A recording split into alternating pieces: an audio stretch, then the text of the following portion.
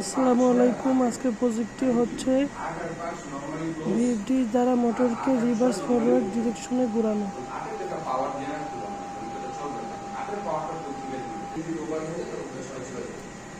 সুইচটি রিভার্স ফরওয়ার্ডে দিচ্ছি। মোটরটি এখন ফরওয়ার্ড স্পিডে ঘুরছে।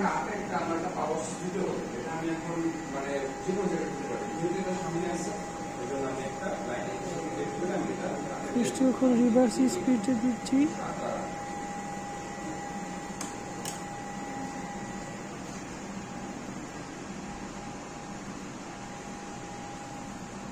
মোটরটি এখন রিভার্স স্পিডে ঘুরছে।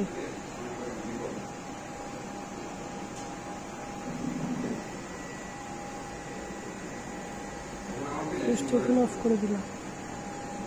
মোটরটি এখন অফ।